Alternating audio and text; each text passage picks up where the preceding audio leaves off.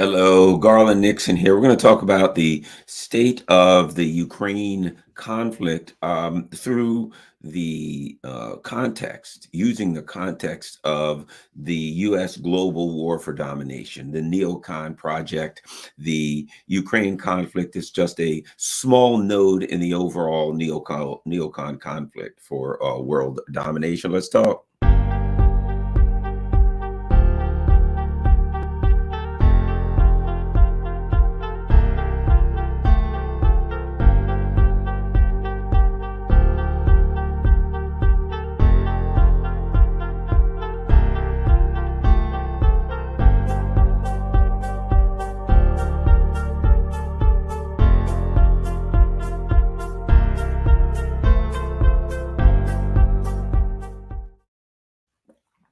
Good morning, one and all. So let's have, what the hell is my phone doing over here? I know it's going to ring any minute, so I better shut it. You got, if you guys been watching enough of my videos, you know there's two things that have to happen in a video. I have to yawn, and of course, my phone has to ring at some point during the video.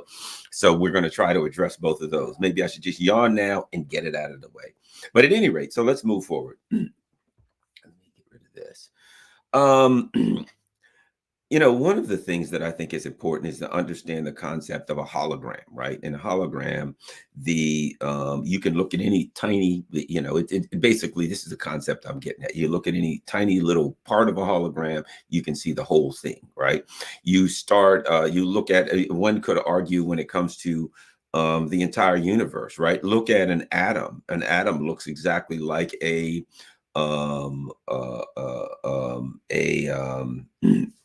planetary system where there's a parent star and there are satellites revolving around it. Or look at the Earth, then you've got or a planet and you see satellites revolving around it, whether it's a moon or whatever, right? You look at the small thing and you can see the big picture. That's the point I'm getting. And throughout the universe that we live in, you can continually see that.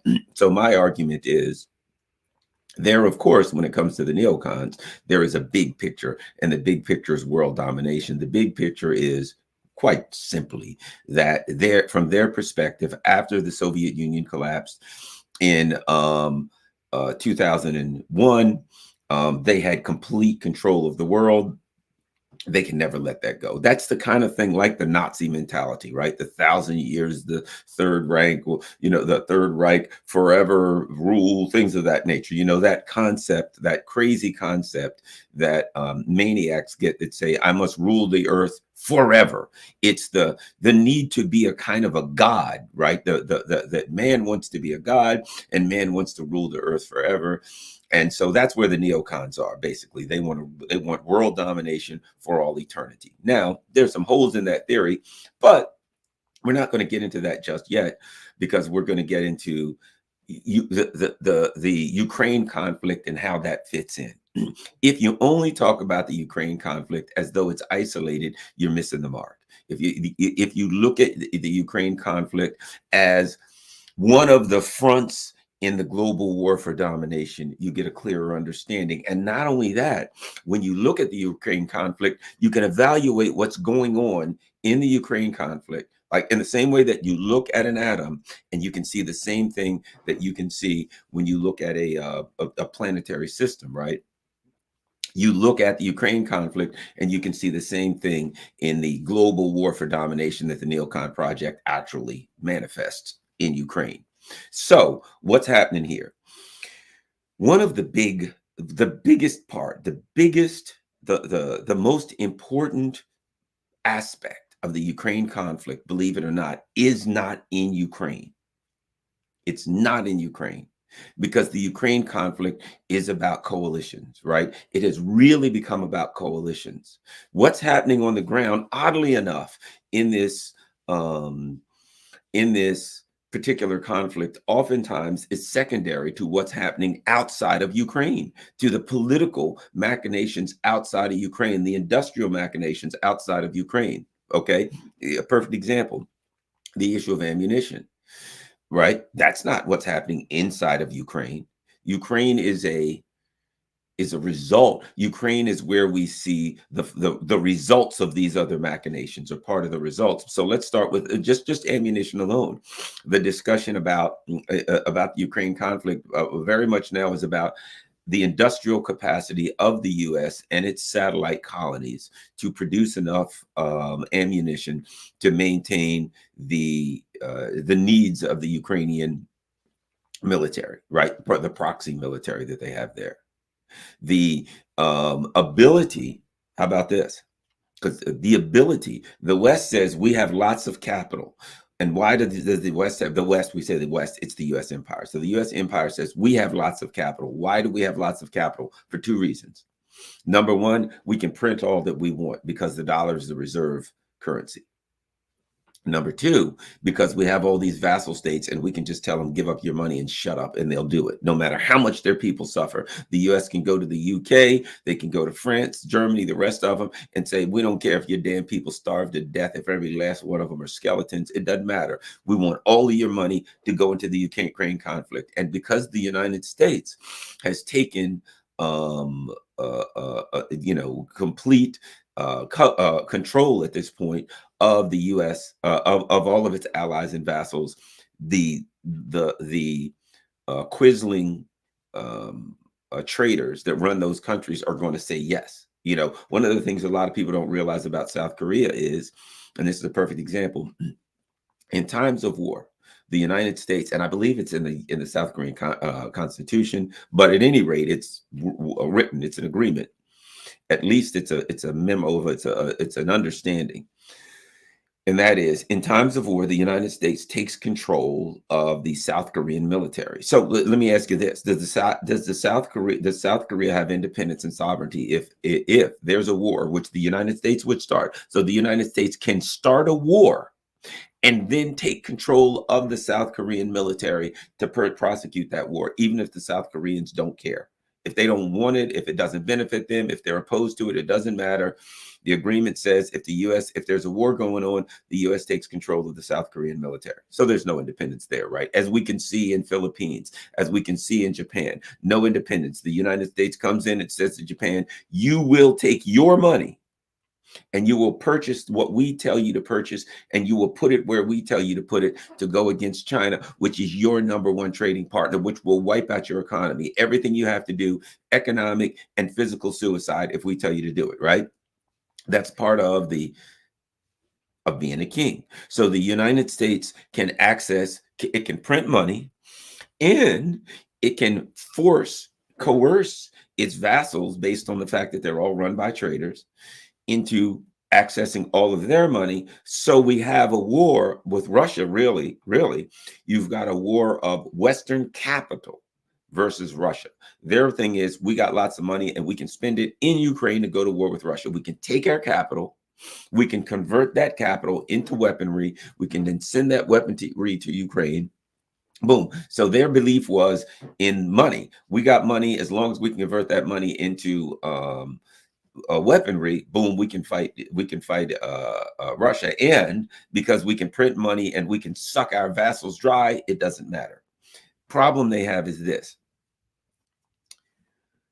there is an issue when you have to take that money and use your industrial capacity to convert it into the needed weaponry. Therein lies the problem.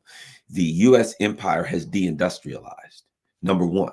Number two, the U.S. empire has gone from an industrial society to a capitalized society, to a financialized society, right? So if everything is made, right, if everything is made for capital, I mean, for profit, that means in neoliberalism, everything's made for profit. Nothing is made. Remember, World War II, the government in the U.S. took over a lot of industry, and a lot of that industry, that military stuff wasn't made for profit. If it was a minor, next to nothing profit. That stuff was made to be used to go to war in Japan and Germany.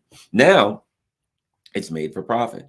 So what you have is a couple of things. You have a lot of military products that don't work as advertised, because they weren't created to fight a war. They were created to make a profit. Like food, there are a lot of foods that you buy in the US, most of the crap that we buy.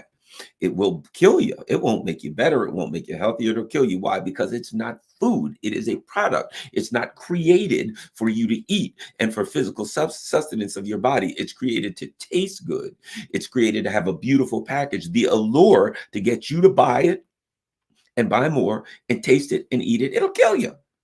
But it's not food anyway, it's a product. That goes in a financialized neoliberal society, that's everything. So the F-35, our feature, our cutting edge aircraft, according to the pilots, they call it a flying piano. It doesn't work as advertised. We're seeing that our anti-aircraft system, we're seeing so many things that was created by a military industrial complex doesn't work as advertised. Why? Because it was not created as a military weaponry. It was, everything was created as a product, and now that particular aspect of our society is manifesting itself in a major war that the United States has gotten into against a peer superpower. Okay, so I get to say all that to say this. So the war in Ukraine is the Western oligarchs converting their capital, however they get it, as we've said, into weaponry. That's what they have to do. They have to take money because this is their capital. We got all this money. We can use this money to fight Russia, but we have to convert that money into weaponry. Therein lies the problem. They're now finding out that they don't have the industry to do that. So the Neocon project for world domination, as they're finding out, at some point requires some level of competence, of some level of, your economic system has to work for the things that you want it to work for. It can't just be a financialized magic asset-backed securities derivatives that uses economic magic to create a profit. At some point, it actually has to work. It has to be able to create things that work. The problem is this financialized neoliberal system doesn't create things that work anymore. It only creates things that make a giant product. So therefore, this quest for world domination that requires some level of competence, what we're seeing exposed in the Ukraine conflict is that level of competence no longer exists in a neoliberal economic environment. It doesn't, it's not required. You're not required to be competent. You know, I worked in a at one point when I was involved in sales, and I worked for a national company, and that national company did security, you know, my background in law enforcement, et cetera. So we did all kinds of things. One of the things I did was cameras, you know, putting cameras in businesses all over the place, networking those cameras, network systems. So if you had outlets, if you had businesses all over Maryland, all over the country, right? You could have cameras in all your businesses, and you could say, you could bring up your phone, you could bring up your computer. On your computer, you could say, I want the camera in front of every cash register, the camera in front of every cash register in every one of our businesses in Maryland, in Wyoming, in whatever the case may be. Then you could say, every time that cash register opens, I want a 30-second clip. I want stills.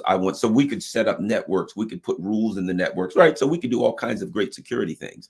And it was very, very effective. However, they got bought out by Apollo, which is a gigantic, what is it called? It's the private equity firms bought it out. And once they bought it out, they only bought it out. They bought several other companies so they could put them together and flip them and make money, right? Once they bought that company out, it became completely unproductive. Nothing worked. It was all screwed up. And I left, and a lot of people left, and a lot of the competent people left. It didn't work anymore. It was there, but they didn't buy it to make it work. They bought that very valuable and effective company to flip it and to make money. That's the neoliberal financialized system. The only thing corporations do now is they buy a corporation that's very effective, but now they want to flip it to make money. It doesn't need to be effective anymore. That is the state of affairs in the U.S., all throughout the U.S. empire economically. So now the first thing that has been revealed as a result of the Ukraine conflict, and in the context of the Neocon project to dominate the world, is that the ineffectiveness of the neoliberal financialized economic system creates a dynamic wherein, if in fact the U.S. empire wants to prosecute a war against someone who doesn't have that system, they're going to have great difficulty because their shit just don't work. Their stuff just doesn't work because it's not designed to work. That's number one. The Ukraine conflict has laid bare the weaknesses of the neoliberal capitalism, whatever terms you want to use, right? This version of neoliberalism, financialized societies, it has laid bare the reality that there's a bottom line. Things just don't work because they don't have to work to make a product. Look, if I can make a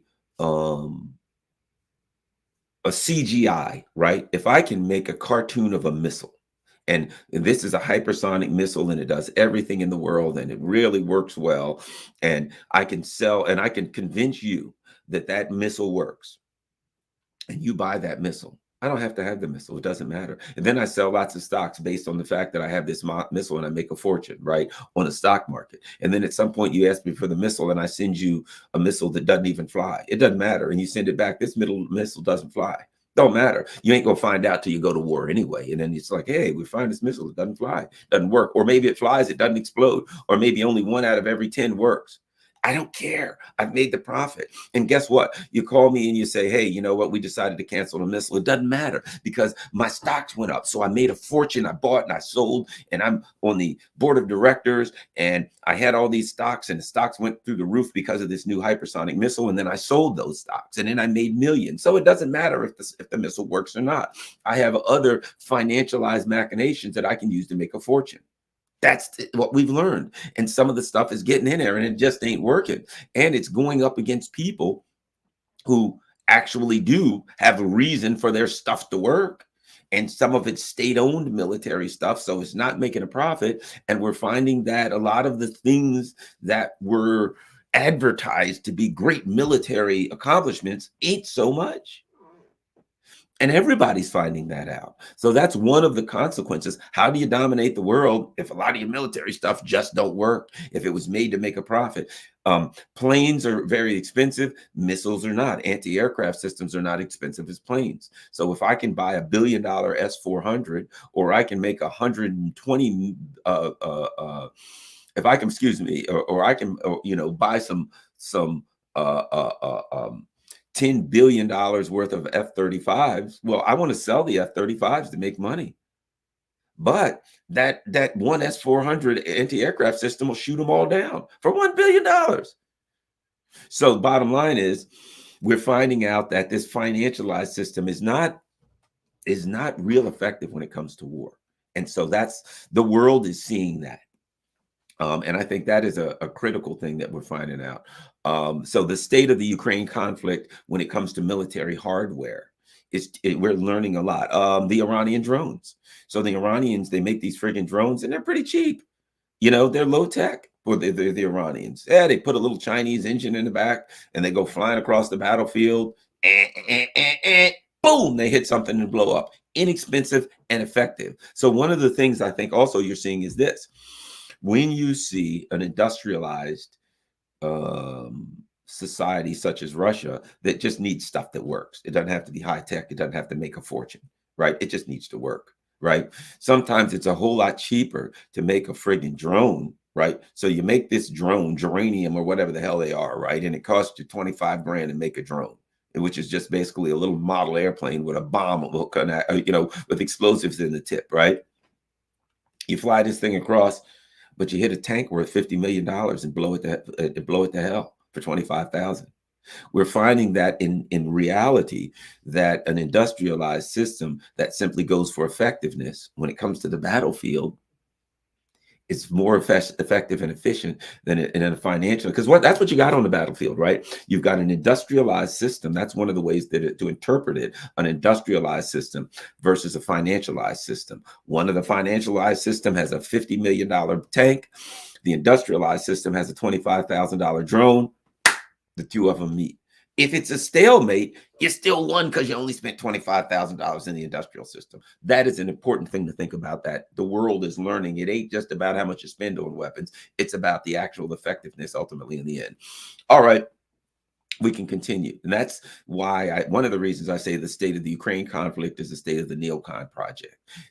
How do the Neocon project is to dominate the world. The question is, can you dominate the world militarily? Can you dominate the world economically? Can you dominate the world politically? Can you dominate the world diplomatically, right? So that is militarily. Now, Prigozhin just came out and said a lot of things about the Russian military. Some may be true, some may be false. I don't know. I put it like this. I don't imagine that the Russian military is a perfect, well-oiled machine and there is no errors there. I will say this, and this is my belief about this all along, based on, if you know my background, and, I've been studying Russian for many, many years. And my mentor grew up and went to school in the Soviet Union. Paul Robeson Jr. was my mentor. And one of the things that I've said about Russians and a Russian will look both, will look both ways before crossing a one-way street. The Russians are extremely, extremely cautious people. I would suspect that holes in the Russian military, that weaknesses in the Russian military in Ukraine are likely, and I've felt like this all along, you can let me know if you see it a different way, that a big thing that we're looking at is this, the caution of Russia. Here's what I mean. If I'm Russia, in the back of my mind, I got to say this all along, this is a little conflict right here. If I have to go to war with with NATO, that's a huge existential conflict. So I'm going to use only as much resources as I absolutely have to. I'm going to go minimal resources. Keep in mind something. A lot of Russian people have said, and a lot of people who support the Russian side in this conflict have been angry at Russia. You're not using enough resources. Why don't you come out with a hammer and crush them? You got a lot more power. You got a lot more military. You got a lot more stuff, right? You're using a small percentage of military. Why? Why don't you just bring out the hammer and swat them down? You have a lot more. Go all out on Ukraine. It is my belief, could be wrong, based on my studies of Russia, that what Russia sees here is two things. They got a war against Ukraine that they can fight for a long, long time. And I might add, time is on their side. Time is benefiting everybody. The longer they fight in Ukraine, the weaker the U.S. empire gets. The U.S. empire is falling the hell apart. Though some people can't see it. It's falling apart. I'll show you something soon to substantiate that. I believe that Russia sees the potential, and you can argue what are the probabilities of that 10%, 20%, 50%, even if they're only 1%, Russia has to take that into account. And what is that? The possibility or / probability of a military clash with NATO. And I think that Russia has to say that's a possibility. And if that happens, we need maximum resources for that conflict. It is my belief that Russia is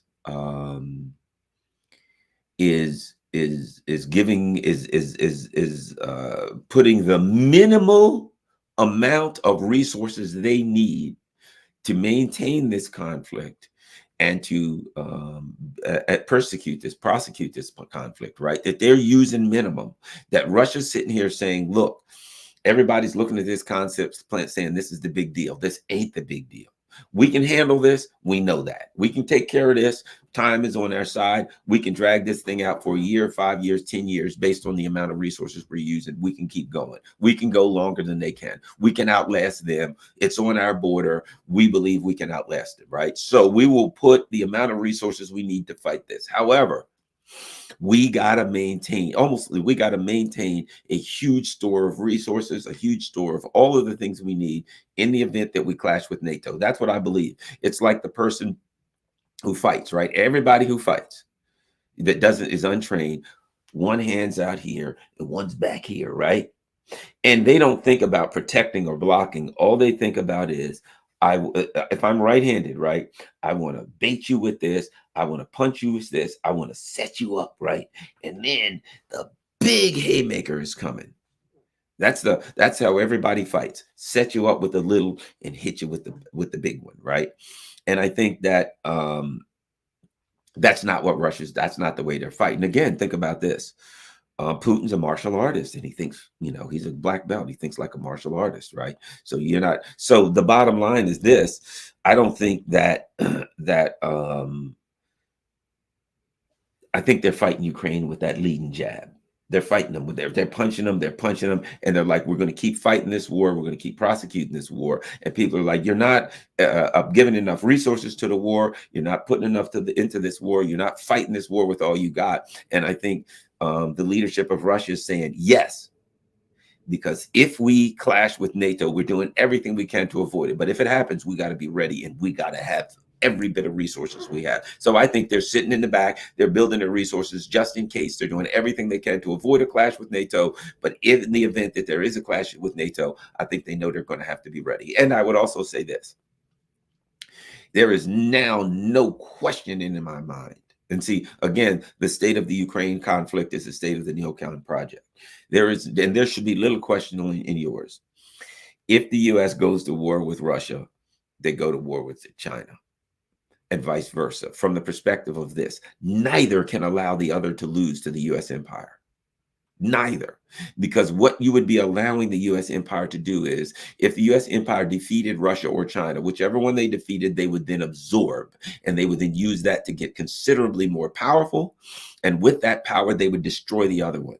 So if you are China, if the U.S. goes to war with Russia, you can't allow them to win. You got to join in that war any way you can. What you'd have to do is do everything you can to support Russia. If Russia's starts to lose, you got to come in. So which I think, if the U.S. went to war, if NATO went to war with Russia, NATO's not with the U.S., China has to join in, and vice versa. They got to join in. Of course, I'm with Ray McGovern. If NATO gets froggy and they get on the edge of war with Russia and they say, we're putting peacekeepers in, you're going to see China surround Taiwan. You're going to see them surround Taiwan, and you're going to see them get ready to blockade Taiwan. And what you're going to see is, rather than the U.S. and NATO go to war and China join in, China's going to then say, okay, you're on the verge of war with Russia, and you have said that if we take China or blockade China, you're coming into war with us, right? So here's what we're going to do. We're going to force you to start a war with both of us.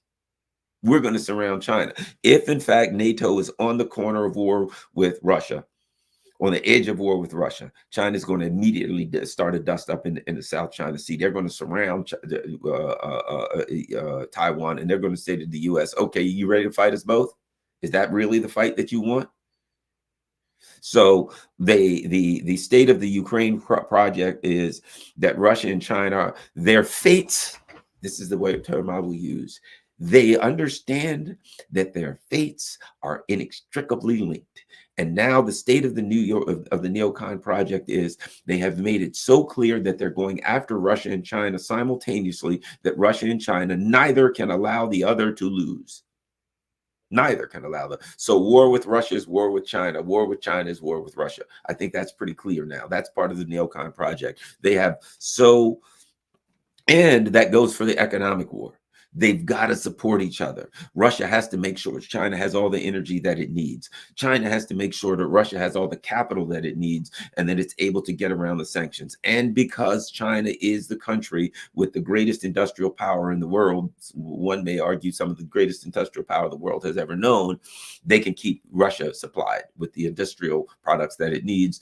And of course, it's symbiotic. They get everything that they need, along with India, who's been drawn into this. Also, here's the other state of this, where India is concerned, and so many other countries. India now realizes that if the U.S. were to take out Russia and take out China, they are the next rising power, that they're next. And just a number of other up and rising world powers realize that. So now another part of the Neocon project that's emanating from the Ukraine conflict is all countries that aspire for regional or world power, dominance, recognition. Now know the U.S. empire doesn't allow that. They're going to war with you. They're going to take you out any way they can. So you have to make sure that they're not successful here. The Neocon project, one of the things that the Ukraine did, military conflict has done, is it smoked them out. It revealed who they are. It revealed what they're trying to do to everyone. And add this, the Nord Stream bombing, Biden's the Nord Stream bomber. The Nord Stream bombing has revealed to everyone the treachery of the neocons. It's revealed to everyone clearly they have no friends, they have no alliances. That these are narcissistic sociopaths and psychopaths, and they will crush their so-called allies on behalf of this project. So this Ukraine conflict is part of the whole thing, and it's part of everyone's watching what's happening. That's what you got to keep in mind. My dad used to have a saying: children don't listen, they watch and learn. You can yell at your kids, you better not do this. You can say everything you want to your kids. It don't matter what you say to them. Don't matter if you yell at them, what you tell them not to do. In fact, you yell at your kids and you say, you better not do this. You know what the kids learn? They learn to yell. Oh, okay. If you want somebody to do something, you yell at them. You scream and act a maniac. I'm going to kick your ass if you don't do this. They don't learn to do that. They learn that if you want somebody to do something, you scream and you yell at them and you threaten them. Don't worry about the words that you're saying to your kids. That's irrelevant. They can't hear that.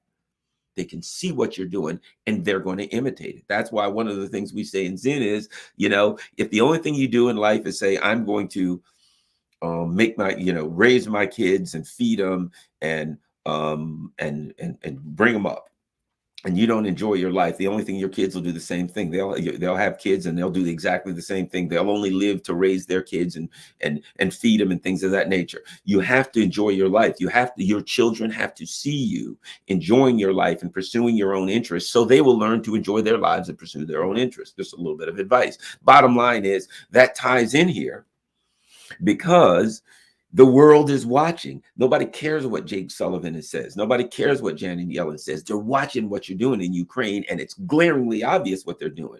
They are backstabbing their allies. They're bombing their allies. They're doing all the things that they said Russia was going to do to Germany. They're doing to Germany. They said Russia is going to use Russia is going to use energy as a weapon against Europe. They're using energy as a weapon against Europe. Everything that they claimed that the evil Russians were going to do, and that's what makes the Russians evil, because they're going to take advantage of Europe. They're doing all of it a dozen times over. So people are watching the Ukraine conflict and they're saying to the United States, I can't hear what you're saying because what you're doing is screaming so loud. I can't hear you.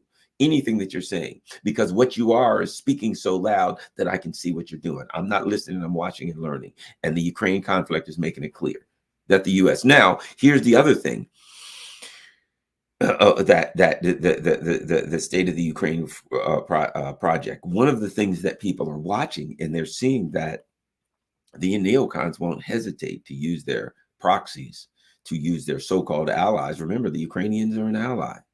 They will throw you to the dogs. They don't care. Right now, the neocons aren't like, well, we better not attack. Why? Because we'll lose too many Ukrainians. They're like, you better attack. And some of the Ukrainian leaders are like, well, we're going to have terrible, an incredible, unthinkable number of casualties. And the neocons are like, yeah, that's what they're there for. So shut up and attack. Do what we're told. So the world is learning there's no honor amongst thieves. The world is also learning that within the context of the Ukraine conflict, that there's massive corruption. Think about this. What did one of the things that the observers saw? They saw the United States send billions of dollars to Ukraine, and then the Ukrainian people are investing in friggin' crypto, a crypto scam, FTX. You think people don't understand that? See that? You see the leaks where the U.S. is basically sending the CIA director to talk to Zelensky and say, hey, dude, yeah, you skimmed $400 million. Yeah, you're getting more than your share. We don't mind you skimming. We're all corrupt. Hey, man, that's how we eat. Okay, but couldn't you skim 200 million? 400 is a little much. You're making it a little too obvious. The world looks at that and they're like, holy crap.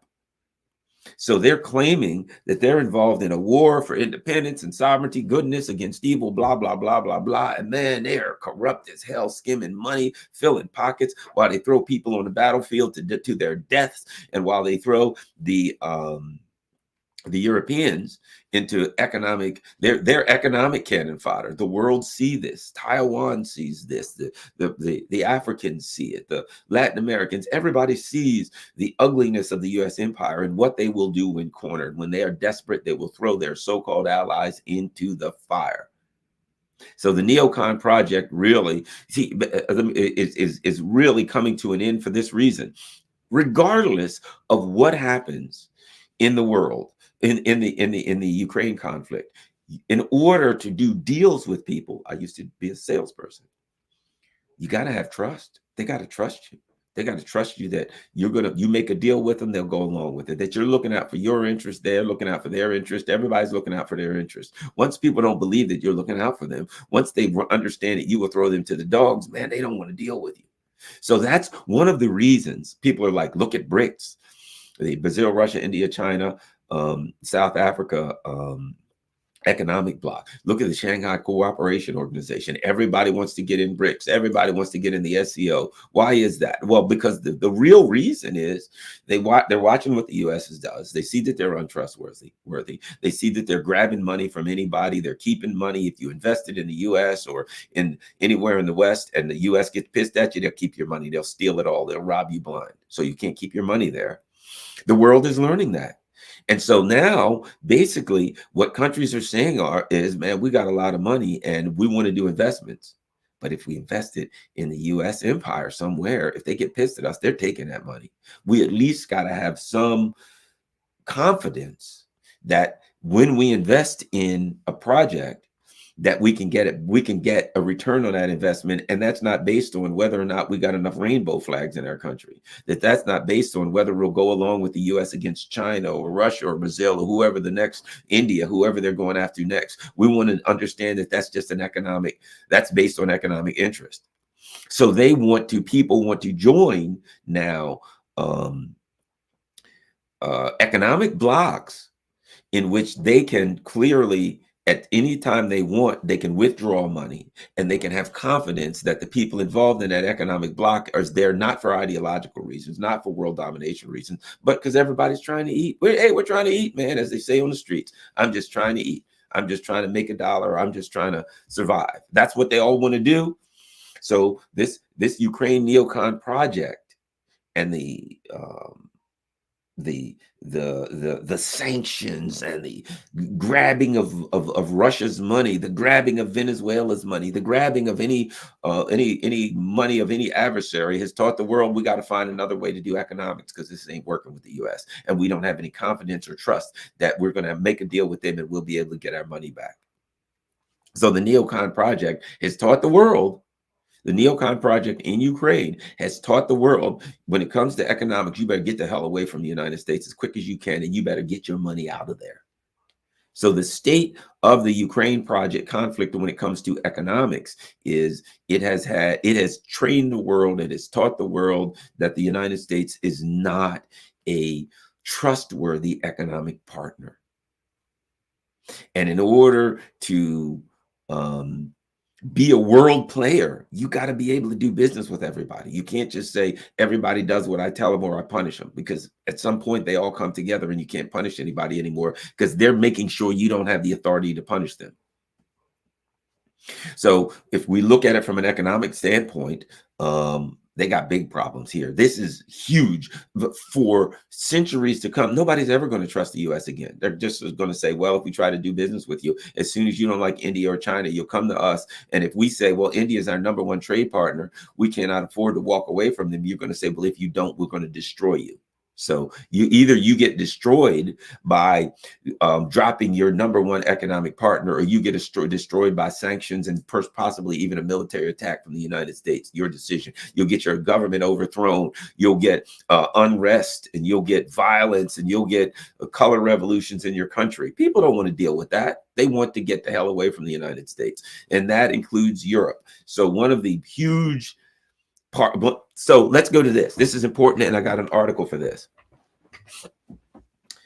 One of the big parts of the, as I started off saying, the big parts of the Neocon project is to maintain a system of vassals so that you can access their capital, you can access their people if you need to, you can access additional resources that you don't have at the expense of the country. So if you got Germany and France, you want to access Germany's and France's economic wherewithal at the expense of the German and French people. Who gives a damn about them? As long as those idiots will go around flying a blue and yellow flag, good. Straight to hell with them economically, because you have propagandized them into believing that they should support you, and they can't even, I mean, a lot of them, they're just going right off a cliff and they can't see it. But that only goes but so far. Pepe Escobar wrote an interesting article recently in which he basically said that there's insiders in Europe, a lot of business people, that there's business people in Germany saying, man, these Green Party and whoever the hell these people are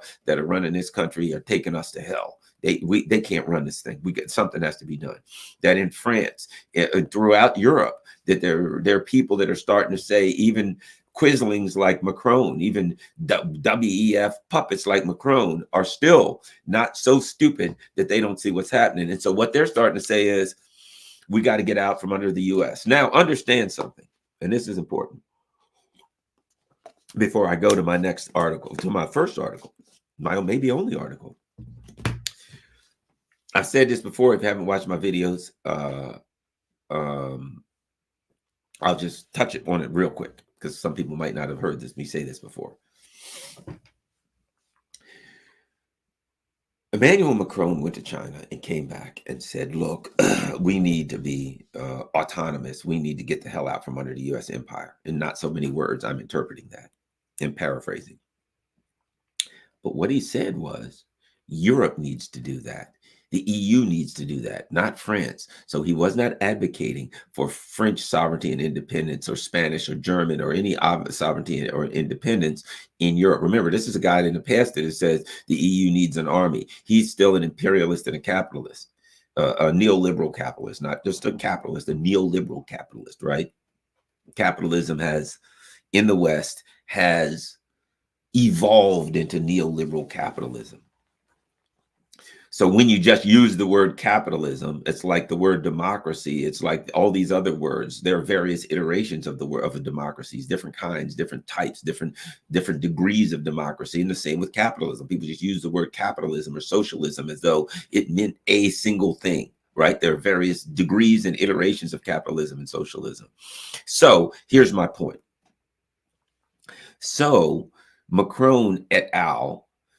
We're starting to voice a rising concern, a rising belief, a new way of seeing the world, a recognition in Europe, some pragmatist, a recognition that says the US empire is not acting in our best interest and they're going to wipe us out and destroy them, and they have become our adversaries. You got to understand that John Bolton in his book said the US after China saw the EU as their biggest threat, right? They see EU as, they don't see it. They don't have any allies. If you don't think they see the EU as a threat, what they do to the Nord Stream pipeline, they blew it up because it was a threat economically. It was a threat to their domination of Europe. So now Macron has said, look, forget, I'm a globalist and WEF guy. I don't believe in individual independence and sovereignty, but I believe we got to get out from under the US. So he's a guy that had called in the past. Remember, Macron has said, I think Europe should have their own separate army. Well, let me throw this out there, why Macron would say that. One of the problems that France is having now is the neo-imperialist France. The France that has all this gold and no gold mines is because they steal it all from West Africa. You know, the Malis, the Burkina Fasos, on and on. They've been robbing Africa blind for centuries, right?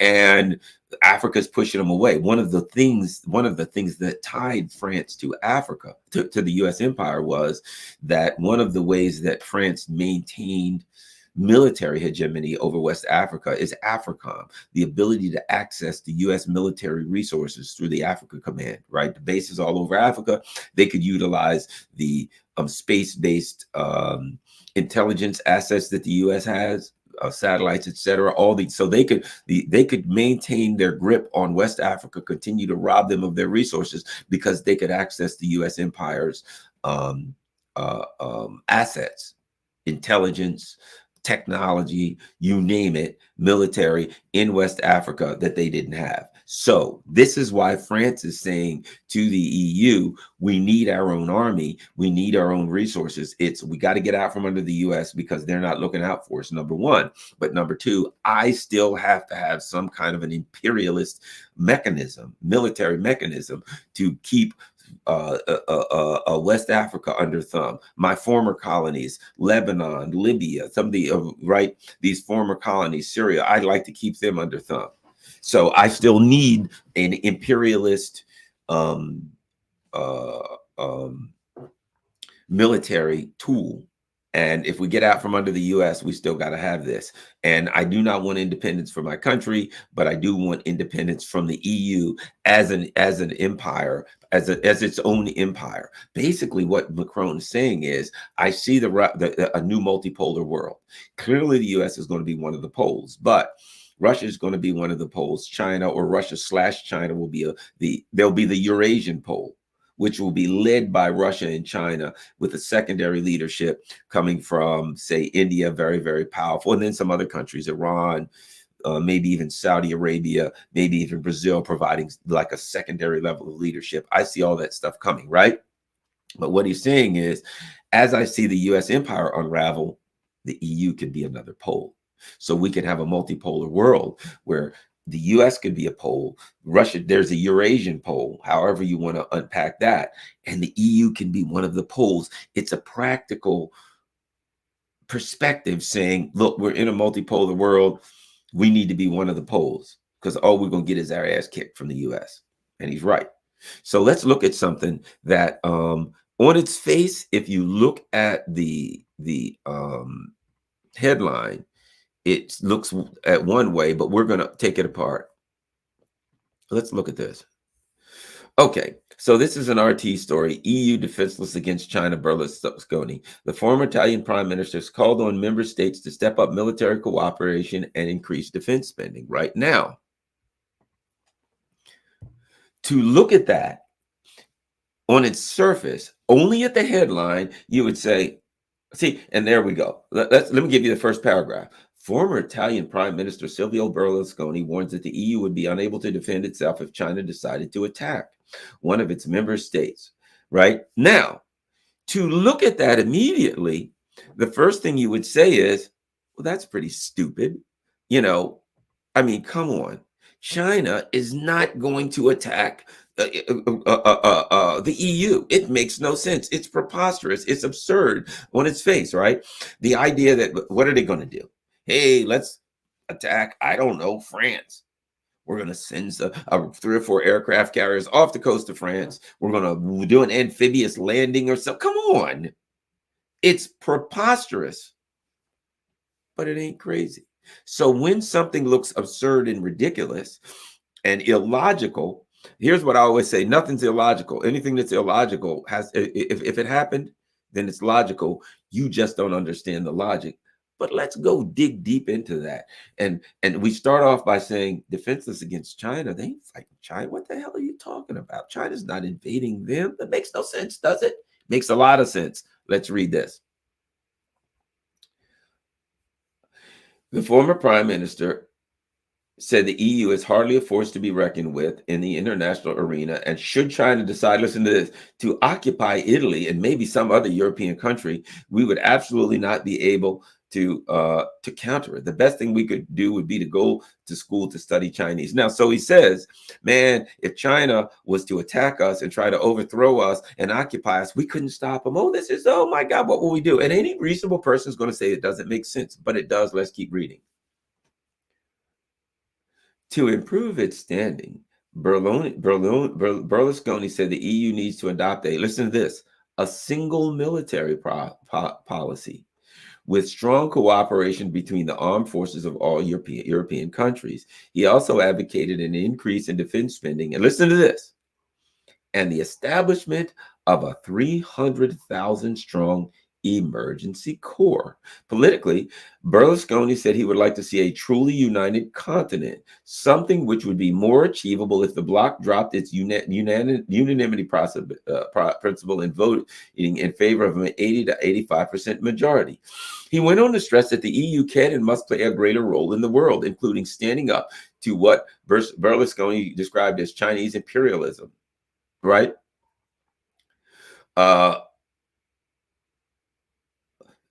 Speaking in late March ahead of her visit to China, they talk about some other crap that has to do with China. So I'm going to tell you what I think about that. What's the difference between that and what some of the things that Macron has said? Berlusconi is saying we need our own army. Macron has said we need our own army. He's saying the EU needs to be a force to be reckoned with on the international level, right?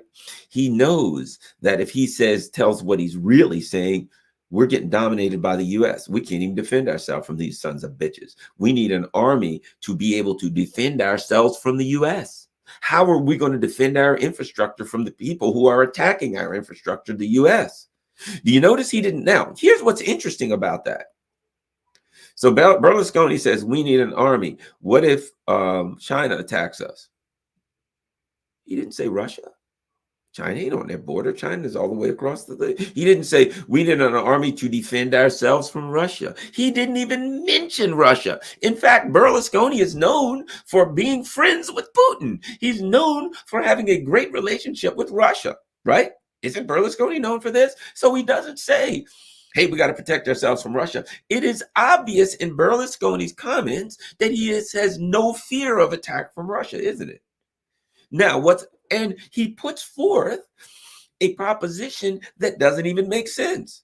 What if China invades us? We got to have so it's just a bullcrap excuse to protect themselves from the real enemy, which is the U.S. empire. They know good and damn well who's going to attack them. The U.S. empire. They know good and damn well who they have to protect themselves from, the U.S. empire. So Berlusconi is saying we need to a military. So now let me add this. Let me add one other thing. The U.S. empire is occupying Europe with bases all over the place. And what are people starting to say in Europe? Get the damn U.S. bases out of our country. These are bases of occupation. If the EU builds its own bases, does it need U.S. bases anymore? If the EU starts to build an army, and do you think Berlusconi is just saying that on his own, that he just made up out of the blue? Do you think that it's just a coincidence that Macron says, man, we need our own army, we need to be united as a continent, in France, and then Berlusconi pops up? Yeah, I'm just thinking about this. It just popped up in my mind. I mean, it's not like I've been talking to anybody, no businessman or anything, but I was just thinking, perhaps if we had our own army and we were able to protect ourselves and we could become a force around the world, like Macron said, Macron, who's that? I don't know, that slipped out. That if we were to do that, we could get these assholes out of here that are blowing up our pipelines, right? That's what Berlusconi's saying. Macron has said it.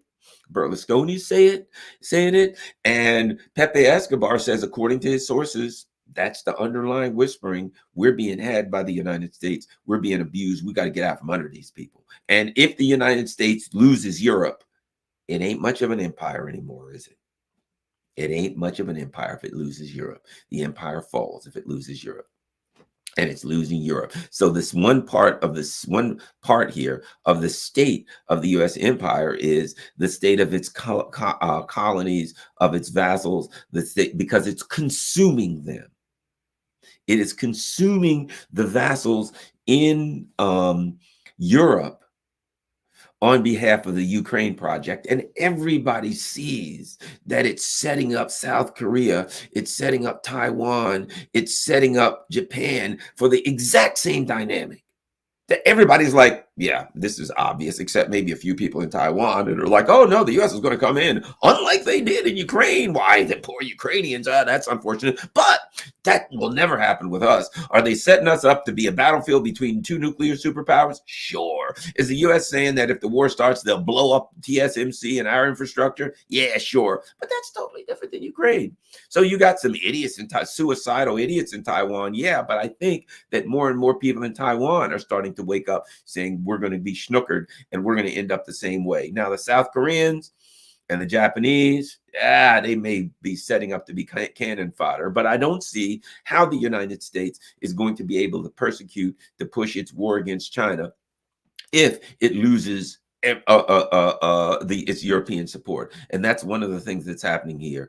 The Neocon project needs resources. Now, and think about this: if the the Neocon project needs the resources of its vassals to go after Russia, how much more does it need the resources of its vassals to go after China? Much, much more, and it's losing them. If they're right now, a lot of the Europeans, though, on the surface, they're saying we're all in. They're below the surface. They're all like, how the hell can we get out of the mess, out of this mess? And there's more and more discussion in Europe about when this thing ends, because all conflict ends. When this thing ends, how can we go back to doing business with Russia? Because we need that. Because in the long term, we can't be healthy without access to the resources of this gigantic commodity dealer right next door to us. Now, whether they can convince Russia to go back and do business with them is a whole nother story, but they have dreams of doing that. And I think they also understand that the only way they can convince Russia to do any business with them is to decouple from the U.S. empire. That's the only way. Otherwise, Russia's not coming back in there. Russia's like, they're going east, they're going Africa, they're going global south to deal their commodities. And, it's going to get to a point where the EU says, we need gas. We want to go back and we get gas and fertilizer from you. And Russia's going to say, we don't sell. It's not for sale to you. It is not for sale to you. No, we are not going to get back in economically entangled with you anymore. So at any rate, the state of the Ukraine conflict is that it is dismantling the U.S. empire. It is exposing the neocons for their treachery. It is exposing the inherent narcissism of American exceptionalism, and therefore demonstrating the importance from any country that wants to be economically successful in the long term, the importance of extricating itself from the web of lies, the web of deceit, and the web of what we'll call a malevolent domination at the hands of these merciless, narcissistic, psychopathic neocons that are in charge of the U.S. empire. That are my thoughts. Now, the other thing that's going on here, let me just talk about the and you'll notice one thing, though. You'll notice one thing about my conversation. This is important, that I haven't so much talked about what's going on the ground. That I haven't been like, well, a couple of drones flew at the Kremlin and bent the friggin' flagpole and knocked off some roofing tiles. Oh, that's the big one, right? Or the Prigozhin, and there's these troops are moving into Bakhmut, and Akhmat's coming in, and the Chechens are coming in, and there's fighting amongst who and Shoigu said this, who'll be replaced, who's running out of ammo. That I haven't gotten into that really, really big for this reason. I'll tell you why. I really haven't gotten into those small details. Because here's the bottom line. If you attack me, it doesn't matter who gets in a punch here and there. Doesn't matter who gets in a kick or a scratch or a bite or a poke here and there. At the end, in all likelihood, one of us is going to be laying on the ground and one of us is going to walk away. And if I'm a person who's trained, most people aren't trained to take pain. Most people aren't trained to fight, right? And you get in a fight with somebody, and if you can get your hand on that finger right here, little finger like that, right? Pow! And you can get that pinky and you snap that pinky with all your might. I don't care how big and strong they are. You get that pinky and you snap that pinky. And they look at their hand, and that pinky is heading in that direction. They got 4 fingers heading north, and one of them is heading south. Now, you don't have to be the biggest, strongest person in the world to get a hold of that pinky and snap it. You snap that pinky with all your might. Most people, if they look at something like that, they'll literally go into shock. They'll go into a form of shock. And they won't be able to continue to fight. And the only thing they'll be thinking about is, how do I get out? Now, the guy, that person's twice my size. They could take me out with a single blow. But once they look at that pinky, that fight's over. They're only trying to consider how they can get medical help. A minute ago, they were like, Garland, I'll kick you in, blah, blah, blah, blah, blah. Now their mind is no longer, what can I do to Garland? It is, how can I resolve this issue of having 4 fingers heading north and 1 heading south, right? So they might have got in a punch. My eye is swelled. My nose is bloody. They may have got all kinds of punches. I'm half beaten. I'm hanging out, some teeth missing, right? But at some point, I got a hold of that pinky. Pow, man, I snapped that pinky. And now I'm trained that going into a fight, I know I'm going to take some blows. But at the end of the fight, I'm as martial arts or self-defense is about what? It's about going home at the end of the day. It's about avoiding a fight as long as you can. But if you get in a fight, it's about going home. And it may be, this guy's bigger than I am. He's bigger and more powerful, and I just want to keep him going because I've got a greater longevity. I can fight longer, and I want to tire this guy out. And at some point, he's going to tire the infamous Muhammad Ali rope-a-dope, right? He fights a guy bigger than him. He lets the guy wear himself out until the guy's weak, and then he finishes him off. That could be a strategy. Here's what I'm saying. Why I'm not into who threw a grenade here and who took a line here and who moved 7 kilometers into Marinka and blah, blah. I don't know the name of all these, but here's what I know. At some point, this thing's going to end. And the only thing that matters is who wins. See, that's a fight. That's what the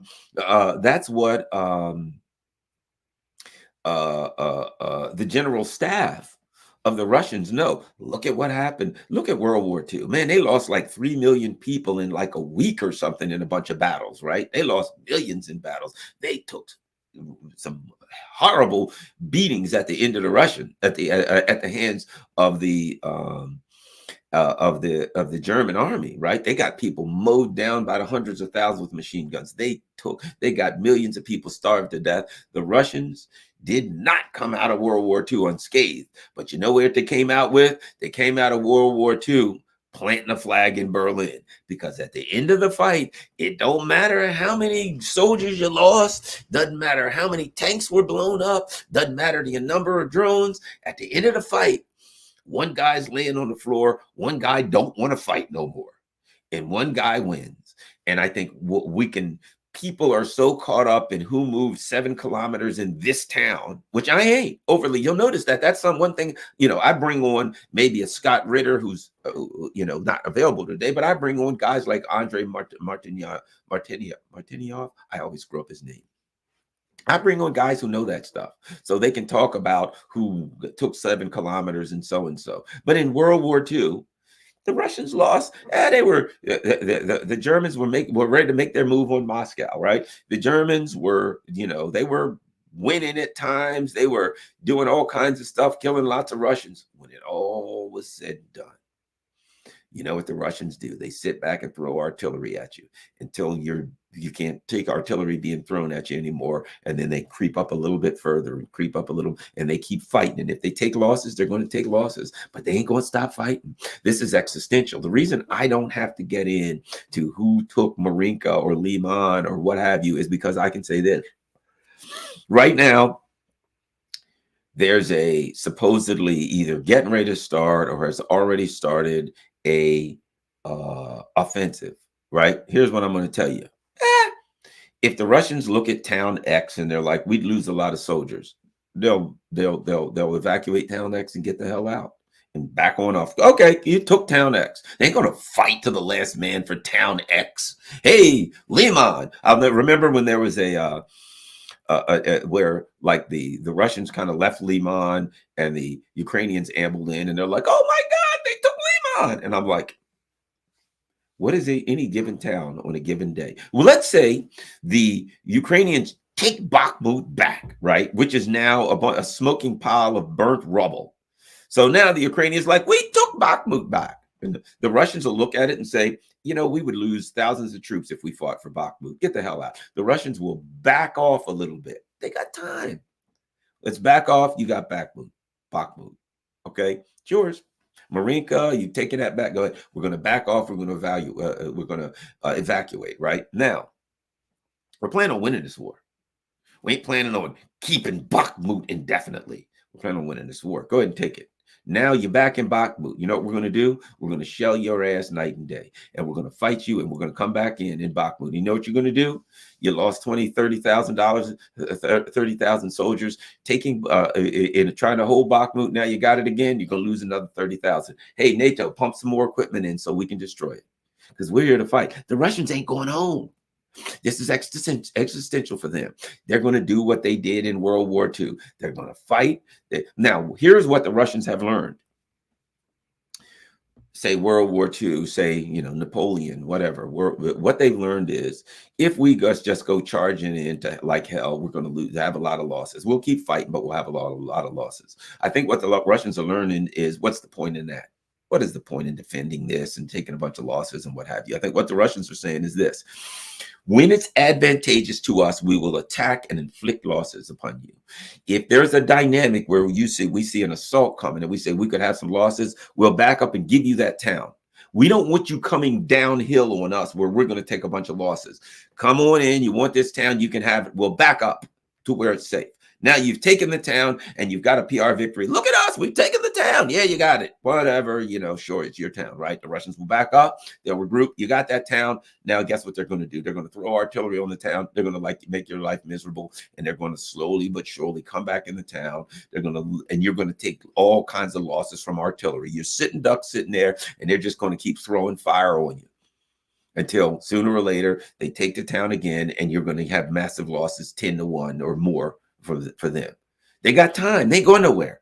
They're going to fight this long. So I don't have to get into the daily who took a town, who lost a town, who took a hill, who lost a hill, who's threw some drones at this person, who had a missile attack. Because here's what I know: the Russians ain't going nowhere. This is existential to them. They're going to fight until they win. And part of the battle, with the Russians, is on the battlefield. The other part of the Russians is maintaining this conflict, keeping the pressure on, knowing that behind this conflict, there is an economic structure that is being overly stressed. Beyond this conflict, there's a political structure of the U.S. empire, which is the U.S. maintaining control and domination first and foremost over its vassals. That structure is being stressed.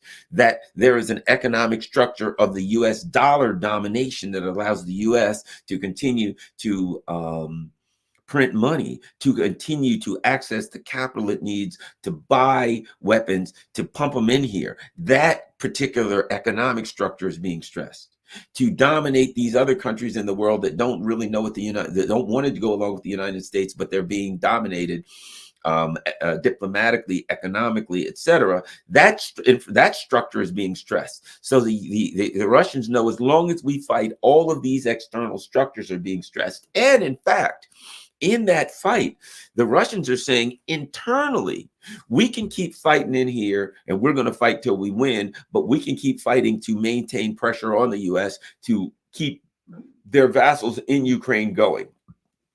Externally, the diplomatic, the economic, the political stress on the U.S. empire, we got China to help us. China's going to help us do that. And now what has China done? They've gone into the Middle East. They're in Africa. So China is now saying internally, keep the pressure on them, Russia. The U.S. has trapped themselves into Ukraine. They're in Ukraine. They've got to maintain the Ukraine war. Externally, China is saying, we're going to keep the pressure on them over here. We're going to keep the pressure on them in Africa. We're going to South America. We're going to talk to the South Americans. And the U.S. is going to be like, okay, we got to keep money and weapons flowing into Ukraine. Oh my gosh, the Chinese are in the Middle East. Quick, over to the Middle East. Oh no, the Chinese they're in Venezuela.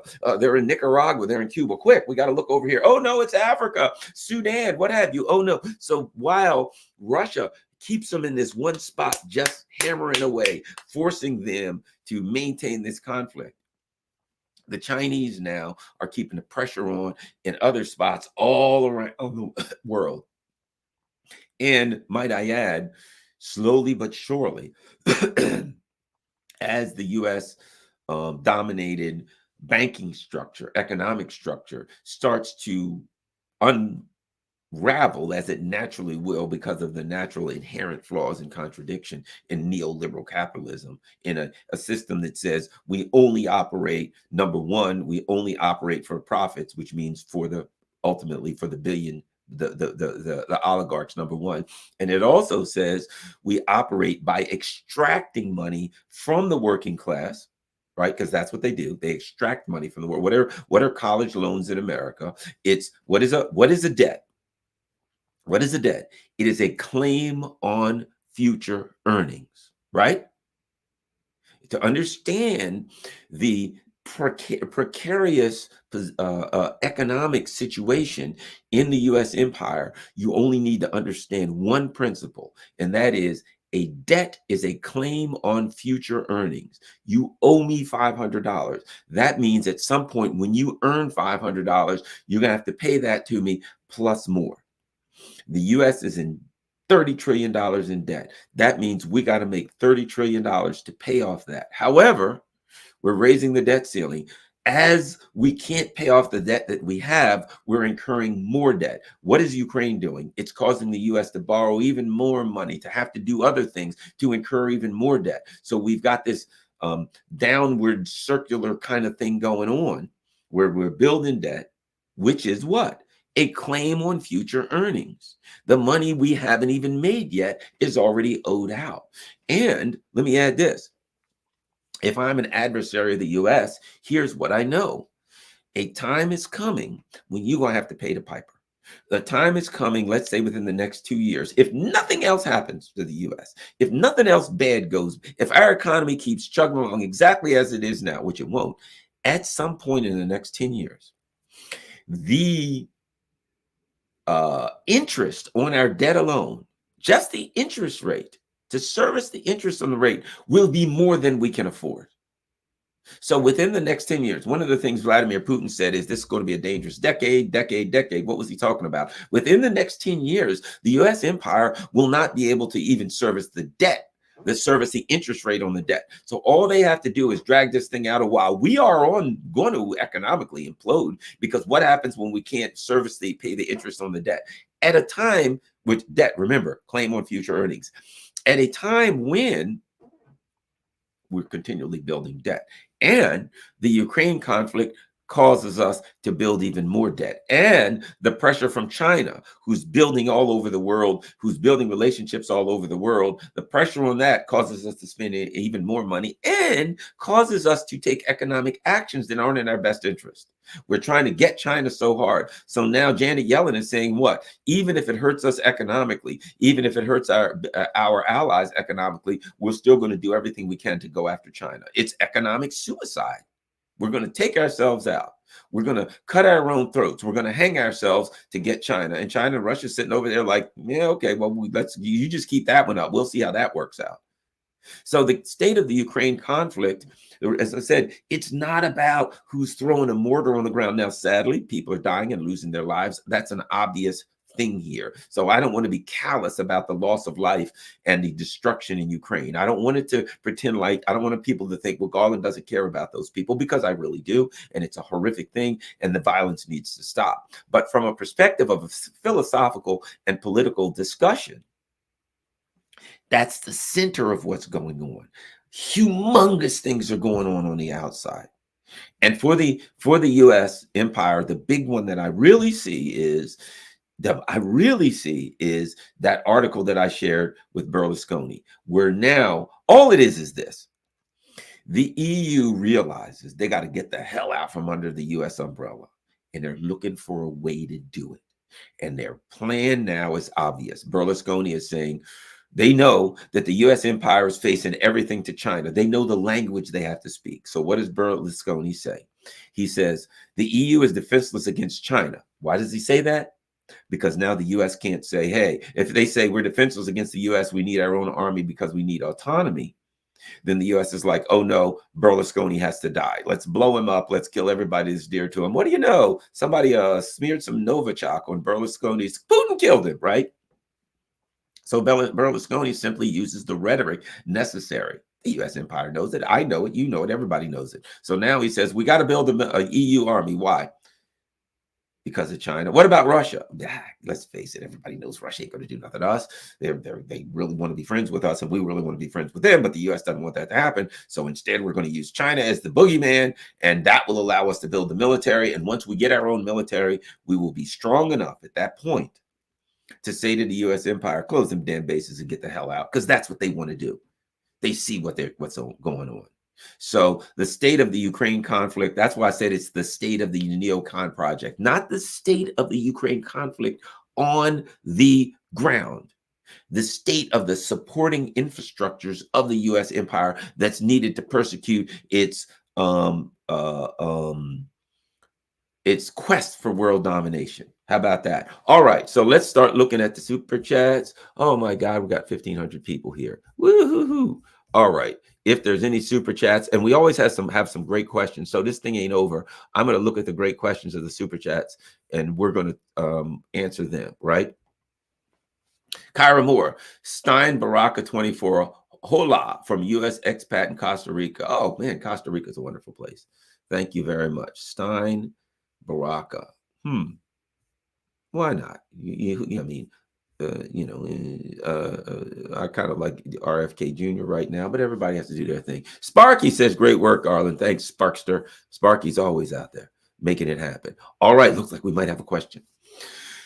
A Russian clash with NATO will involve China. There's no way the Chinese will allow the West to encroach on the 2,615.5-mile border that it shares with Russia. Well, absolutely. And they know that it would just be a warm-up. They know that it would be, let's take out Russia so we can use that. See, they would have to, because what they know is if the U.S. and NATO absorbed, if the U.S. absorbed Russia, they would then be stronger. And can China exist without Russian energy? Absolutely not. So an attack on Russia is attack on China, because China can't make it. They're not stupid like the Europeans. They're not vassals. The European vassals know they can't make it without Russian energy, but the vassals and the traitors that run the EU, as soon as the U.S. says screw over your people and destroy your economy, they say, yeah, China ain't stupid like that. China ain't doing that. So China knows if NATO would win immediately, all of the energy, all of the things going from Russia to China would immediately stop, and China would be dead in the water. So it would, an attack on Russia is an attack on China. You are correct. Great observation. Thank you, Ari Magoo. Ari Magoo. All right. Oh, we might have another. Let's see what here. Gee, the Intel department is coming after the Neocon WSY. Yeah. Now let me comment on that. I agree. One of the things that we learned from Seymour Hersh is that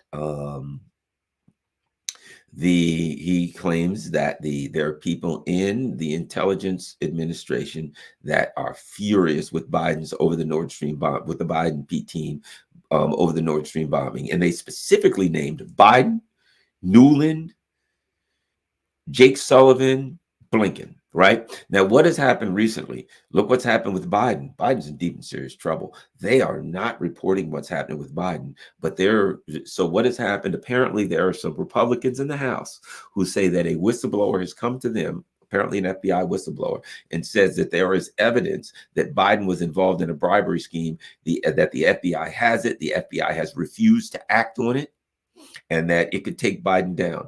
And they have some very specifics. They have some specifics about that, right? Enough for me to believe that this whistleblower actually brought the documents and handed it to people. And so I think Biden is set up for doom. Additionally, Blinken, the former assistant director of the CIA, has turned pretty much Blinken in, has testified that Tony Blinken was behind the 51 former intelligence people letter, more intelligence officials with the Hunter Biden laptop letter. We're now finding that there are people intelligence officials who refused to sign that letter. We're also now finding that there was even discussion that letter was done by the Biden. It was at the behest of Tony Blinken, and then it was done by the Biden people deliberately to give him some clearance for an upcoming debate to give him a tool, a weapon for a debate against Trump. Clear election interference. So there's huge problem. I think the intelligence community is going after Biden. They're going after Blinken. Keep an eye on Nuland and Sullivan. I wouldn't be surprised to see leaks about Nuland and Sullivan come out to take them out too. The intelligence community, I think, wants them done, and I think they are going to get done. Sparky, build a strong, stable world with Brooks. You are with Bricks. You are right. We got Andre Gang. Thanks for the super sticker, Andre. let's keep going. We get some great questions, and I will discuss the good questions as they arise. Free Gonzalo Lira, David March. That's interesting. Gonzalo Lira apparently has been nabbed by the SBU again. Let's hope that he's okay. Last time people thought he was done in and he was okay. So let's hope that he's okay. He's a major figure. Super sticker, thank you, and not Radovi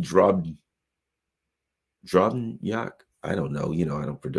I don't know how to do that. Another name that I absolutely have no clue about. Thanks a lot. Chomsky, Alan Epstein. Discuss. Look, Epstein was a intelligence operation. That's all you need to know. It was an intelligence operation. Clearly, look, Ghislaine Maxwell's ties to Israeli intelligence are obvious. Her Epstein's. We know that Alex Acosta said when he was asked, why is it that Epstein got such a sweetheart deal? He said, I was told that he's intelligence, leave him alone. Epstein was an intelligence operation, and the connections between the U.S. and the Israeli intelligence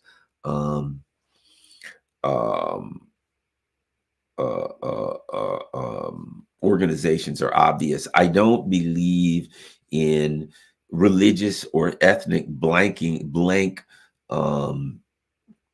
attacks on religious or ethnic groups. I believe in, look, it is what it is.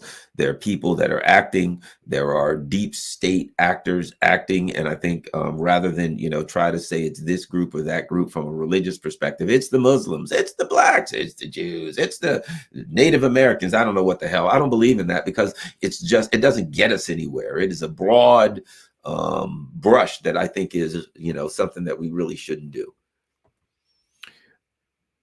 Thanks a lot, Joe. Sorry, I can't pronounce your name, but I did the best I could. Not really. I didn't do a very good job at all. All right, it looks like, okay, let's look on Rockfin. We got a few people on Rockfin that have something to say. All right. Greg D says 500 years of Western domination and exploitation is more than enough. Chicken Patty says, Garland, hey, Chicken Patty. So I think that's it for Rockfin. I think that may be it. I think to finish it up, the state of the Ukraine conflict is a state of the Neocon project. It is a shambles, and it is out of control. They have, let's see, Sparky says, it's the Canadians. Those darn maple leaf having, what is it? What kind of beer do they drink? Moosehead beer drinking sons of guns. I knew it. Hey, look, those are guys who I forgot. Remember the truckers thing? They're all Nazis. Every Canadian person, especially the truck drivers, freeze their accounts immediately. But at any rate, so my point is, so if we evaluate right now the state of the Ukraine conflict as the state of the Neocon project, what is this? I'll finish up with this. What is the state of the Ukraine conflict right now? It is a conflict that the neocons were able to start. I believe they started it, but that it has slipped out of the control in all ways, that they are now just reacting. They are now just putting out one fire after another. They don't have control of it now. The fighting is going on. They don't have control. They don't know how to stop it or end it. There is infighting in the neocon, in the U.S. empire amongst the neocons as to what to do next and how to respond to various and sundry things. It's a mess. They don't, from the perspective of the neocons, they don't know what to do. The only thing they can do is continue to put forth propaganda and lies and try to convince people. The Russians are fighting with shovels, this and that. So the state of the Neocon project is in Ukraine is a shambles, and the neocons have lost control of it, and they're on their back feet, and they don't know what to do. But the only thing they can do is, and when people say they're doubling down, the real thing they're doubling down on, that they have to double down on, is the domination of Europe. That's what they're doubling down on first and foremost, because they know if they lose control of Europe, they lose everything. So the neocons are having to double down. What else are they doubling down on? They've got to double down on free speech at home. They have to double down on fighting against the dissidents, right? Here's a huge problem they have going into 2024, and that is partially as a result of the economic devastation and the economic fallout. You got banks being destabilized, right? But part of that is the COVID lockdown and reactions have caused an economic backlash. But another big part of it, a part of it is a result of the Ukrainian economic actions that they've taken. And so now they've got a something going on at home that is a whole nother thing I need to discuss, but I'll just touch on it real quick before I leave, before we go. And that is that RFK, Trump, other people going into 2024 starting to say things about, we need this war over. We need to stop these neocons. We need to stop these warmongers. A discussion is being had at a much higher level of what's really going on here.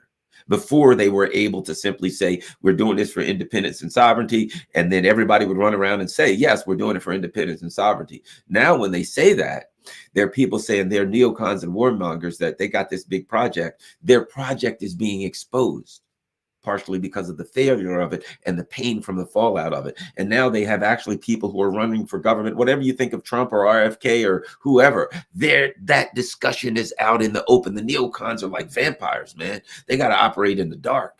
They cannot have people running around talking about the neocon project and what they're actually doing or why. As soon as Americans and other people understand what they're doing, it will be rejected. So the other problem is this thing has exposed them. It's brought these vampires out into the light. And you know what happens to a vampire when he gets in the sunlight? Whoosh! He goes up in flames. And that's happening at home. And that's a problem for the neocons. Thanks a lot, everybody. Let me see. Anything else? Did I miss any super chats? Maybe yes, maybe no. David. Thank you, David. Did I miss another one? It's the Canadians. We know, Sparky, those darn Canadians. Okay. All right. Thanks a lot, everybody. I think that's going to be it. I will end by saying this. Everyone, if you can afford, first and most importantly, if you can afford, we've got PayPal, we got Patreon, and of course, buymeacoffee.com. Buy Me a Coffee is actually great. It's not PayPal or Patreon. And some people are freaked out by them, but if you can afford, whatever, $3, $4, $5 a month, whatever you can, $100 a month, whatever you can afford is appreciated. But let me say this about Buy Me a Coffee. That now can do the PayPal stuff too. So, I mean, like Patreon stuff. So you can go to Buy Me a Coffee and you can become a sponsor, and then you can do $5. That's a coffee, or 5 coffee, however many. But additionally, what you can simply say is, I want to do $5 a month, $10 a month, whatever. So it's and you don't have to do Patreon. So that's an option. Certainly, my Cash App information is there. Last but not least, and this is always critical, Rockfin. Everyone on YouTube should have an alternative free speech platform in case at some point they toss us off of all of us off of YouTube, which could happen. If that's the case, please go to Rockfin, become a member. Rockfin's great. Those who are watching me on Rockfin know it has very good video, it has very good audio, and most importantly, it doesn't censor free speech. I don't get strikes. I can talk about whatever the hell I want to talk about on Rockfin. That is critical and important. And I think that you can join. It doesn't cost anything and all that kind of stuff. So people have complained about the advertisements on YouTube. You can go to Rockfin and watch it. Additionally, last but not least, Rockfin doesn't do advertisements. So the way it stays on the air, if you can afford to, only if you can afford to be a subscriber to my channel on Rockfin, I would appreciate it. Subscribers are on Rockfin, $14.99 a month. If you sign up for a year, you get a couple of free months. So it ends up like $12.40, somewhere around that. So that's if you can afford to be a subscriber on Rockfin. I would highly appreciate it. If you can't, just go over there and be a member. Thanks a lot, everybody. Let me make sure I didn't miss any more super chats. All right. Thanks a lot, everyone. Certainly appreciate it. Wow. 1,228 people. Please, I should have 1,228 likes. Everybody, please like, share, subscribe, all that stuff. And make sure that you are on Rockfin. Even if you don't watch it there. If you watch it on YouTube, that's fine. A lot of people, their TV is on YouTube. Everything's YouTube. That's fine. But please, go over there, become a member on Rockfin at no charge at minimum. If you're not a subscriber, because I'm a member, you still see all my stuff. And I do a few subscriber only, usually Scott Ritter and I every Wednesday morning do our subscriber only channel, but Scott Ritter's out of the country for May, so we're not going to be doing that. I'll have other people every Wednesday morning, so not Scott Ritter. So we'll get back to that in June as far as my subscriber only shows in on Rockfin. But please be a member over there. They could toss us at any time. Anything else? That's it. Thanks a lot, everybody. Peace. I'm out.